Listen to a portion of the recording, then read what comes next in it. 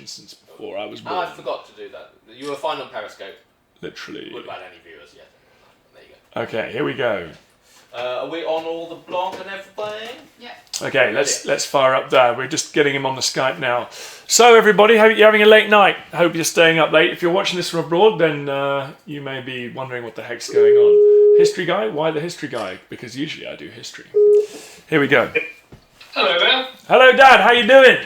Hello, Dan. Very well indeed. I mean, it may sound a bit like David Cameron's Conservatives saying things like that. Not that I'm remotely a Conservative or anything else, but he is having a terrific night. My goodness me. That Nuneaton result was a big one, wasn't it, Dad? That was extraordinary. Absolutely critical. Nuneaton was the first key marginal seat, and unbelievably, instead of there being even a small swing to Labour, or even Labour taking the seat, the Conservatives have a swing of 3% to them. So it's a huge success for the Conservatives. I think we may find the exit poll suggesting that the Tories will be 10 short of an overall majority, maybe an underestimate. I think David Cameron could just squeeze an overall majority. Certainly he's the next Prime Minister, that's for sure. And meanwhile, that massive swing in Scotland has happened. They've absolutely wiped out Labour's heartlands, haven't they? Douglas Alexander, the shadow foreign secretary, just gone down, literally in the last couple of minutes. My wife says, "Show your mother," has just shouted at me. Douglas Alexander's gone down to a 22-year-old student. I mean, it's extraordinary. Scotland, a complete wipeout for the Labour Party. The Tories, of course, weren't there anyway in the first place. I mean, the Tories were wiped out already 10 years ago. But what I think is absolutely critical here is that Cameron, there's no question, Cameron has a serious problem now with the unity of the United Kingdom. He's created almost himself a situation in which the Scots will feel even more alienated from the Tory government. And he will have to sort it out. He'll have to do something seriously about the Scottish problem in the next few years. But he's Prime Minister, no question. He's back there as Prime Minister. The Liberal Democrats really seriously wiped out. Great questions over Nick Clegg's own seat now in Sheffield Hallam. Will he hold on to that? Lib Dems wiped out. UKIP coming up very nicely. It may be that Farage won't get that seat until it's south. But if he doesn't, he still has a party, UKIP, that are seriously threatening for the next general election. That's the intriguing question. That's interesting, isn't it, Dad? Because Nigel Farage said he's going to resign if he doesn't win South Thanet, but it doesn't look like he's going to. But their party in a very strong position. They have actually won quite a lot of votes in this election, haven't they? Yes, I think that is the rather interesting paradox. You do have the fact that Farage, who I think is absolutely exhausted, and looks like a man who, frankly, would like to bow out if he doesn't win his seat, does indeed run a party at the moment that looks like being a serious threat at the next general election. So it's rather odd there, isn't it? I think he'd be mistaken to pull out if he loses this seat, because the party does have a good chance, and it's rather a short-term event to think, well, if I lose my first attempt at getting a seat in Parliament, I will pull out. He should go on with it, because his party is looking very strong. That's good stuff, Dad. Well, what time are you staying up till? Or are you going to go to bed and get up early? What's the plan? I think I'm going to get up early. I think the clever thing now probably is I might stick out for another half hour or so and then go to bed and get up reasonably early. But I think it's no question now that it's going to be a Tory government. They may be a bit short. They may not need a coalition partner. They may just soldier on and hope that all the parties in the opposition won't unite against them. I mean, I think they will probably get a Queen's speech through. Labour, the worst result for Labour since the 80s. I mean, this is a serious problem for Miliband's finished. It's a disaster for Labour. Well, why do you think the polls are wrong, Dad? They're so consistent. Why are the polls wrong? Or do you think people just made up their mind on the last day? I think two things have happened. One, there has been a swing to the Conservatives the last minute. I mean, I think there must have been, because the polls were all united in saying it was neck and neck. I think people did go down the street to the polling booths and just say, well, hang on, I think Cameron may have a point about the SNP and Labour supporting each other. That doesn't look too good to us. And also, the economy, maybe Cameron's right to say don't let Labour ruin it. But I think the critical thing here is that there has definitely been something in people's minds that has kept them back also from telling the pollsters what they're really going to do. I suspect, perhaps, there were quite a lot of what they call shy Tories right the way through the campaign, not prepared to admit they'd vote Tory, maybe even telling the pollsters they'd either abstain or even vote for Labour or the Lib Dem.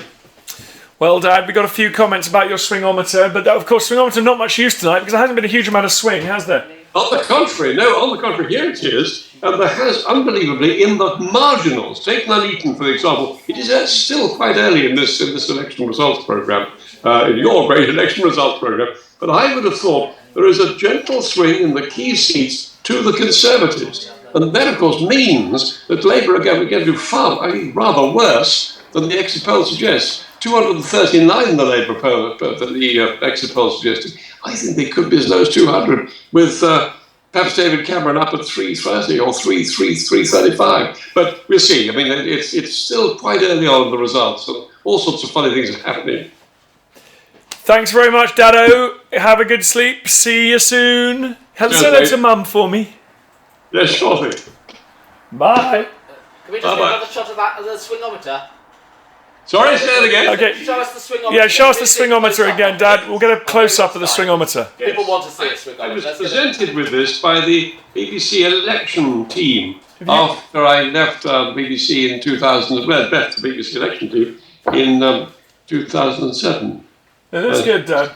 Rather pretty, isn't it? Very nice. Hold Very it right nice. up to the camera. Can you put it right up to the camera? Oh, sorry, yes, of course. Oh, there it is, yeah. Oh, beautiful. Very nice. Should we show a little bit of a Conservative swing? There we are. There you go. That's the swingometer, everybody. There you go. Okay, thanks, Dado. See you later. Bye-bye. Bye-bye. Bye-bye, Periscope. Thank you. Okay, Dan, I'm going to show you something on this screen and see what you make of this. Okay, everybody.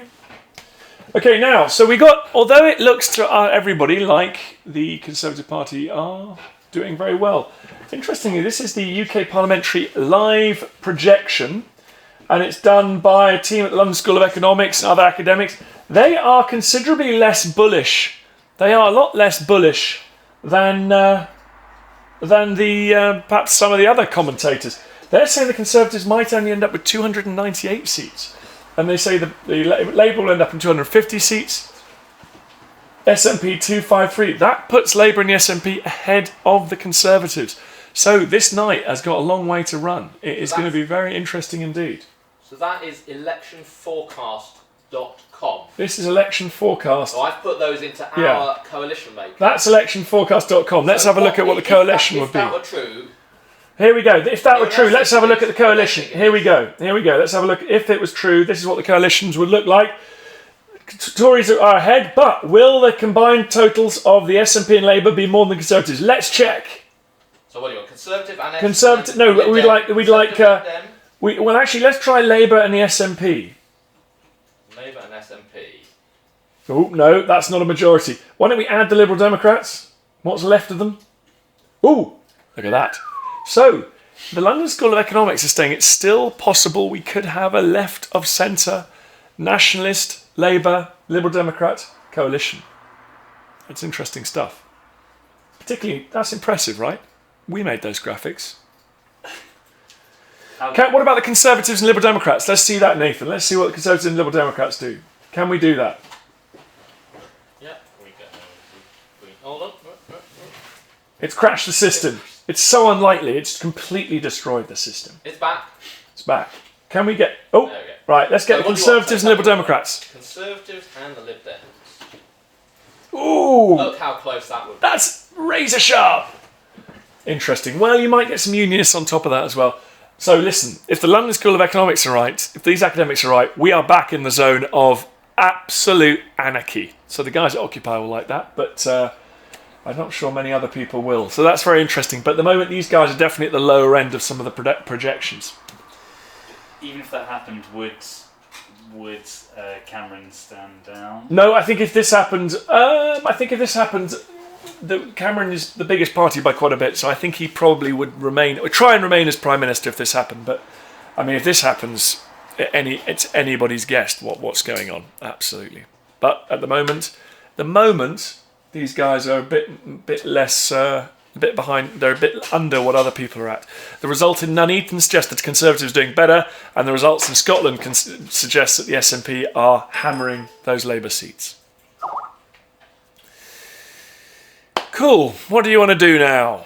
Do you want to speak to Ian McKay, who we spoke to earlier, the crowdsourced pollster? Yeah, let's see what Ian McKay. Let's see what our crowdsourced pollster's talking about here.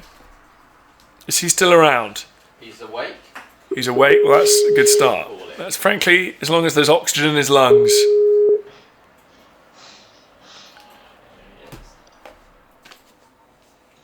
Ian, how are you? Hello. Hello, Ian. How are you doing? Pretty well, thank you. Enjoying the show. Well, that's very kind of you to say so.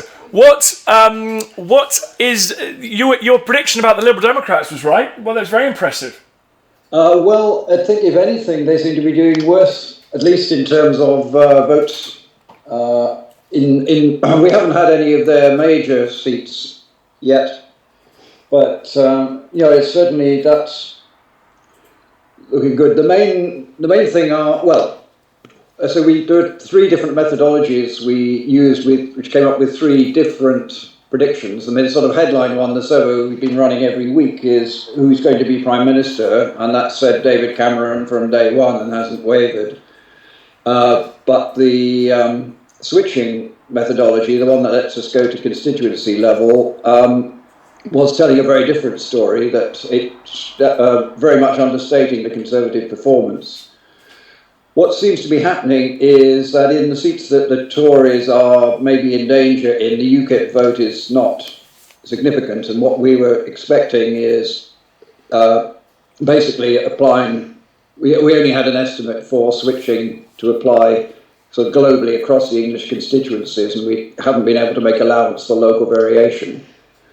So in a number of in a number of the constituencies, we called the votes pretty closely for UKIP, and in particular, we called the constituencies where UKIP are coming second. But you're saying that people on the ground have been very sophisticated in their tactical votes. So someone might vote UKIP, but only if they know it's not going to threaten the Tory in the local area or something like that. Well, or deny a Tory a chance of winning. Yeah. So in a safe Labour seat, they will go for UKIP. How fascinating! So the UKIP vote is rising nationally, but that won't. But actually, those are mostly wasted votes because they're going in Labour areas. They're not toppling Tory MPs. That's basically the situation. Well, our prediction was 0 Lib Dem MPs and 0 UKIP MPs. We'll see how that pans out. It may not be as extreme as that. Wow, that is extreme. Well, we've already got 1 Liberal Democrat MP, the one that snuck in there in Wales. But it certainly is a bad night for the Liberal Democrats. So we didn't model Wales. I'm sorry, it's only England. I see. Right. Well, that's very interesting. So you're still on track. Well, I say I'll keep updating you with a file for use, but it's very interesting so far. What would have been good, I think, is if we'd had more resources to look at the brand switching on a regional basis. Yeah. So, say London, there's no UKIP surge in London yet. None of the constituencies have shown much UKIP support. And I guess if we'd asked people in London what they thought would happen, they would have told us that. But nationally, and I think we'd have got a different answer in the east of England or in the southwest. Yeah. Well, more resources for you next time, definitely. That's what we need. Well, I hope so, yeah. Can I ask one question? There's one other body that is sort of crowdsourcing the election, and that's the betting industry. Yes. So what is the betting industry? Well, the betting industry appears to have got it wrong. They've got it wrong, haven't they? I mean, they were absolutely saying Labour would do as well as the polls were expecting. Well, there's the difference between the bookmakers and the betting markets. So, someone like Ladbrokes or William Hill, who are a conventional bookmaker, will make their own decision based on their information, which will probably be the polls. The peer-to-peer betting firms like Betfair are just individuals putting their own money in, and the odds emerge from the collective behaviour of individuals, which is very similar to what we're doing. Betfair have been very good at calling events. In fact, that was one of the inspirations for us in doing this, that they got the Scottish referendum result pretty much spot on. Yeah. And the polls had it as 50-50. Yeah, no, it's very interesting indeed. I think it's the future. It's certainly the future. Thank you very much. Good luck tonight. I hope I wonder if your models will be proved true. That'd be very dramatic. No UKIP, no Liberal Democrats. Very interesting indeed. Well, I think even if it's just down to a rump, that's still not really what was on the cards. Yeah. No, absolute game changer. Thank you very much indeed. Okay, my pleasure. Bye-bye. Night. Right, well, there you go. We're crowdsourcing here. We're talking to, newbies, talking to old-timers like my dad. We got it all going on. Right, can we take a little break, Ola, now? Yeah, let's line up. Should we line up another little... Let's line up a video for you guys to watch.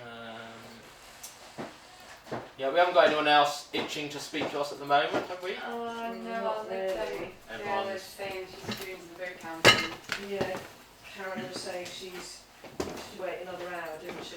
Yeah. Okay, just before you go, I've got some Twitter questions. Yeah, Twitter questions. While I'm out the video. Twitter questions. Very, very important, I think, possibly slightly tongue-in-cheek. Can we talk about critical escalation gaps, capability gulfs, and teeth-tail ratios? Teeth-tail ratios. Do you have any idea what the person's talking about? No, I don't know what you're talking about there. You don't? I don't know what you're I talking was about. wondering if it's a friend of yours. So, I can understand this question. What does it mean for Trident? What does this mean for Scotland Trident? overwhelmingly vote for no Trident, a National Party completely in favour of Trident. Yeah. What the hell does that mean? Well, I just have no idea what it means for Trident. I mean, I think if the Conservatives had any sense, they might scrap Trident. They need to make big savings anyway. Perhaps they'd do something radical, scrap Trident, try and take the wind out of the nationalist sails. Who knows? Who knows if they do that? Fascinating stuff. It's just one of the many, many issues we're going to have to discuss and think about over the next 5 years. This Conservative victory, it was said to be a victory for stability. In fact, I think it's going to be quite a radical victory because it's thrown all the other pieces into the air. Our membership of the European Union, our integrity as a country. It's going to be a very interesting few years. Now, can you introduce Jay Foreman? Is going to tell how it all works. Jay Foreman is going to tell us how the whole system works. Who's in charge of Britain? Well, it's the Prime Minister, isn't it? The one we voted for? Actually, no, he isn't. Not only is the Prime Minister not in charge of Britain, but we didn't even vote for him. The Prime Minister is officially just an advisor to the real head honcho. Me! Yes, an old lady lucky enough to be descended from a family with the most violent army is our head of state. It's officially her country and her laws. Except you know that's not really how it works. Our Parliament is a baffling thousands of years old institution that's been around for hundreds of years, and it's changed so much that the word officially means diddly squat. So how is the country actually run? What does the Prime Minister do? Who does the government? Why am there backbenchers? Government how Home Secretary there is? Parliamentary where Cabinet reshuffle opposition right honourable what?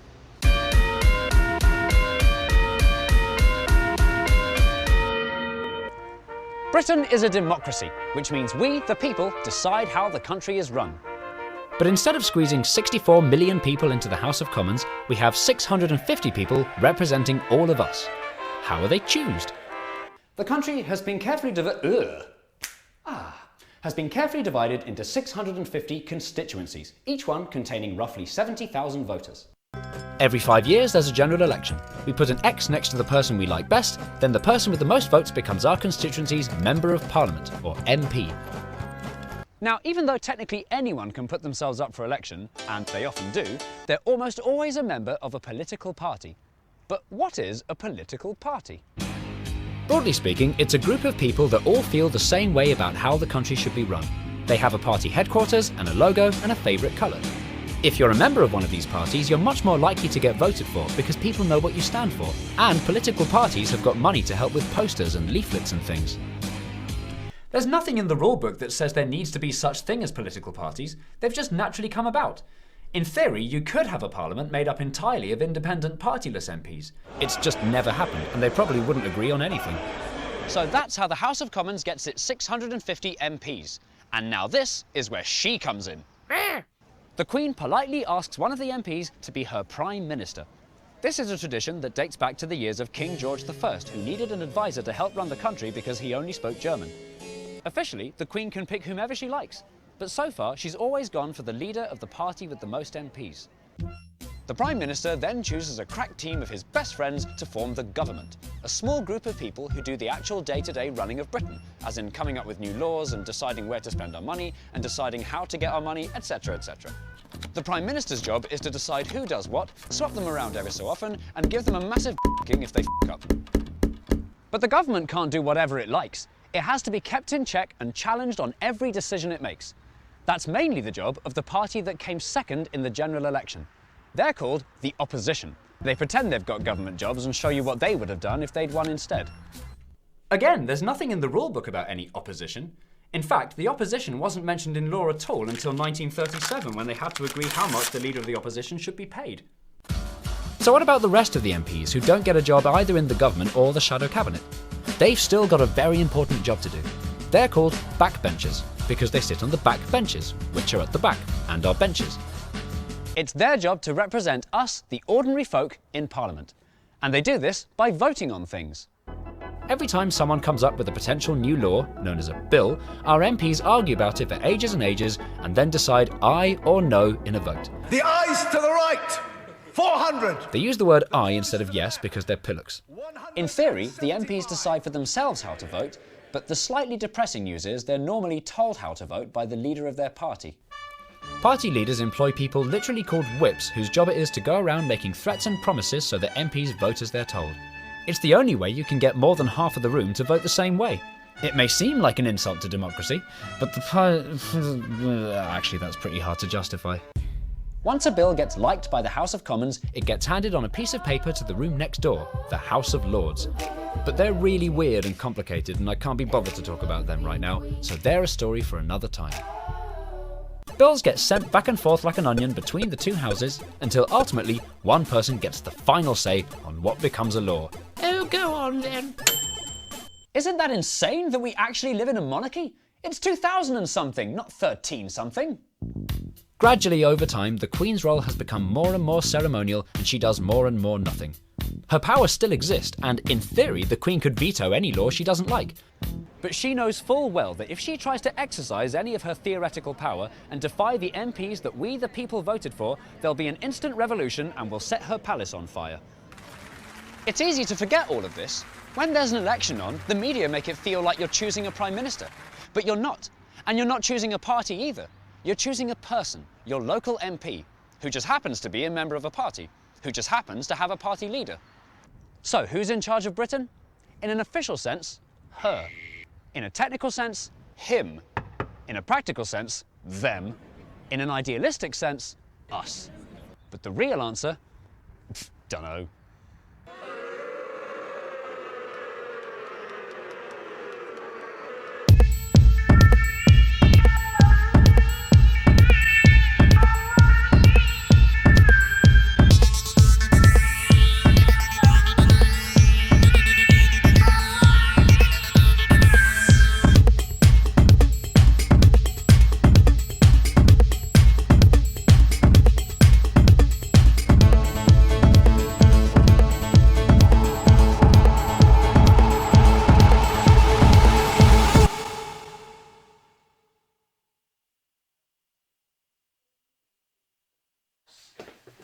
Hello everybody. What's going on here? Right, we're going to get Will back, are we? We're going to get talked about electoral reform here. We're going to talk about... Let's do a sort of catch up with where we are. Okay, where are we? So Where are we? We're going to update the old voteometer. The voteometer. So, Labour. God, amazing that. Got Labour up to 22. A massive surge of UKIP voters in Wales. I mean, what's really interesting... So we've already had SNP plus 12, Labour down 10. SNP plus 12, Labour down 10. We got a lot of Scottish seats going for the SNP, obviously. What's interesting is we've also got a huge number of UKIP votes in the rest of the country, being just lots of people voting UKIP, no MPs though, because they're all effectively wasted votes. They're not getting over that finishing line in those constituencies. So UKIP are going to end this election with a lot of third and second positions, maybe no MPs, and that's an extraordinary place to be. And actually, because of that electoral reform, we are going to talk to our friend Will here.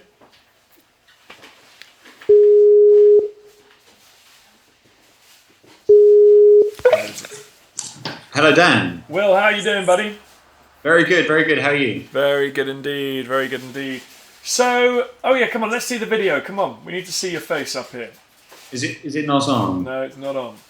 There you go. Right. There, it's on now. So I was just saying, we were just talking. I mean, there's a result just in from Wales where the UKIP have got a huge number of people voting UKIP, but they didn't manage to beat Labour there. UKIP are going to finish this election with a lot of votes nationally and perhaps no MPs. That's right. I mean, it could be millions and millions of people voting UKIP with no representation. And if you look at the combination of UKIP and other small parties, if you take the Lib Dems, the Greens and UKIP together, that's about 1 in 4 of the vote, if you look at earlier polls from earlier this week. And they're going to get, 12, 13 seats between them? I mean, it's a huge number of people being completely unrepresented by this election. And do we have any sense, if the Conservatives look like they're on course for a minority government, or maybe even a weak majority, do we have a sense yet of what percentage of the actual British population to vote? Is it 35%, 37%? Where are we at with that at the moment? It's not going to be much more than 35%, I would have thought. And so, that's a government, if they do reach a majority, which is looking, there's an outside chance that they could get a majority in Parliament on 35% of the vote. That's a hell of a lot of people not voting for the party that then takes forward the government of this country. And you just got to wonder what all of those people who haven't voted for the winning party might think. And the advantage of parties sharing power and building wider coalitions for support is that you have more people voting for parties who end up in government. So, yeah, I think there's going to be a lot of angry people out there tomorrow. Well, it's absolutely fascinating. It's an amazing election, and it's, as you guys predicted, it's the lottery election in a way. Oh, he's gone. Is he gone? Hello? Oh, no, he hasn't gone. You're still there, buddy.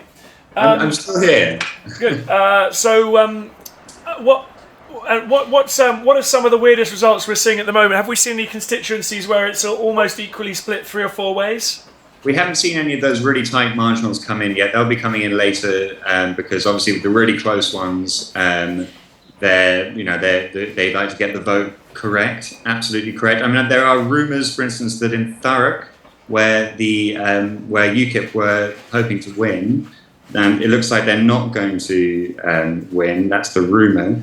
And that's a very tight 3-way marginal between Labour, Conservative and UKIP. And in those circumstances, you have the winner winning on a very low percentage of the vote when you have big parties challenging, 2 big parties challenging for the victory. So I mean those results are going to start coming in, and there'll be more and more anomalies and more reasons to get angry about the electoral system. Well, that's going to be, it'll be fascinating, and we will... But then where can we go? What's our route? Be an optimist. Let's not end on that sad note. Okay, so what's the best... best do you think that even the Conservatives will start to think this system needs serious looking at? Because, for example, the SNP are going to sweep Scotland only having won 50% of the vote, or approximately. Do you think there's going to be calls for reform really from all sides now? Absolutely. I think as multi-party politics becomes the norm, the big parties will slowly wake up to the fact that having crushing majorities is no longer really in their playbook. And as they wake up to that fact, and as they realise that some of these features of the electoral system are really having terrible effects and driving the country apart, I think that more and more people in the 2 big parties will start to recognise the need for electoral reform.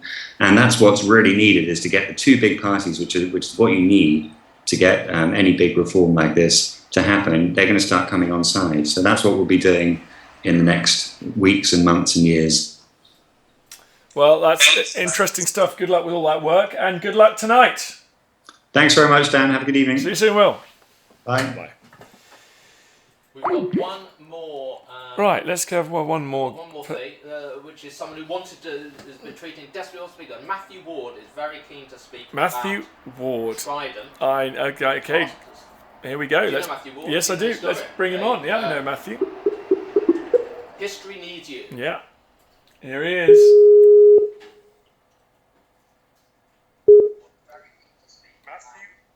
Hello, how are you doing? Hi Dan, how's it? Very good. Can you turn your camera on? We'd love to see you. There you go. Oh, there we are. It's one of the biggest history tweeters in the UK, Matthew Ward. What do you want to say about Trident? Trident was a card that was played in the election campaign, but it was played with less than clarity by nearly all the parties. Because although Miliband and Cameron both declared that they wanted to replace Trident like for like, it's not a weapon that can be replaced like for like, logistically, economically, or politically. Because the way that Trident is deployed at the moment is not the way in which it was designed and originally deployed. It has changed. It has already been scaled down. So to replace the 4 Trident ballistic submarines with 4 new ones with the same basic capability would add. But this may be a blessing in disguise.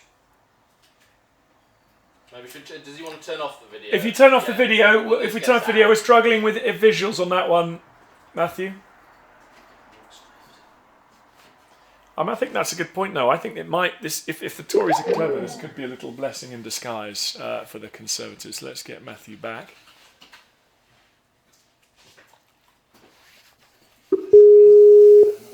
Can I ask why, related to Trident, why is there such a political consensus? Even the Lib Dems only want to slightly reduce it.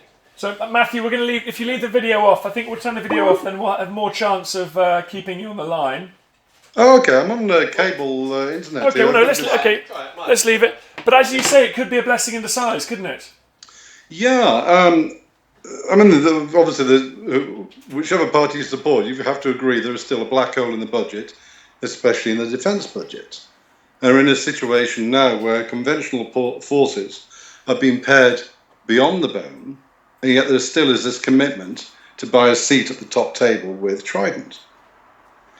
Backing down on Trident would square the circle. It would allow a compromise solution in having more hunter-killer submarines with Tomahawk missiles to provide the nuclear deterrent, and the huge savings by not going for ballistic submarines and a new missile system would allow us to pay for the much-needed aircraft carriers, the aircraft on them, and an increased fleet of hunter-killer submarines, all of which are vital for long-term strategic interests. I think you might be right. I think it could be an opportunity, and it would also, the Tories might like it, because it might just take the rug out from under the SNP a little bit as well. So I think that's a very good point. Thank you very much, Matthew, for dialing in to our programme. Thanks, Dan. What does it make of the situation more generally, particularly in Scotland? But what are you making of watching it all tonight? What are you thinking? Well, the word Pyrrhic victory springs to mind, doesn't it? The majority of the Labour Party, certainly the London Labour Party and the Conservative Party, did their best to fix the result of the referendum, and it's come back to bite them. Really, they should have seen the lesson then, that the writing of the Declaration of Arbroath was on the wall then, and they shouldn't have tried to wipe it off. Interesting stuff. End of the Union? Do you think it's the end of the Union? Do you think it's coming? I don't think so. I think certainly Salmon's too canny for that. He'll get what he was asking for in the first place, which is Devo Max. Yeah, I think you're right. I think that's true. Thank you very much, Matthew. See you on Twitter, as always. Thanks, Dan. Follow him. He's History Needs You. He's a fantastic tweeter. And thank you. It's 3 a.m. now, everybody. I think we might come off the air. And thanks for joining us in this little adventure, this little experiment. It was rather cool. Thanks very much for all the volunteers. We couldn't have done it without them. We're all sitting here at 3 a.m. eating Tang Fastics and eating crisps. And it was, who knows? This might be the future of broadcasting. We'll see. Thanks to everyone, and thanks particularly to Nathan Williams, whose idea it was and who set the whole thing up and made it all technologically possible. He's a genius. Enjoy the rest of the night. And tomorrow I'll be back doing VE Day. See you then. And Periscope, you might Periscope. And Periscope. I'll Periscope. I'll Periscope on the results for sure. Bye bye.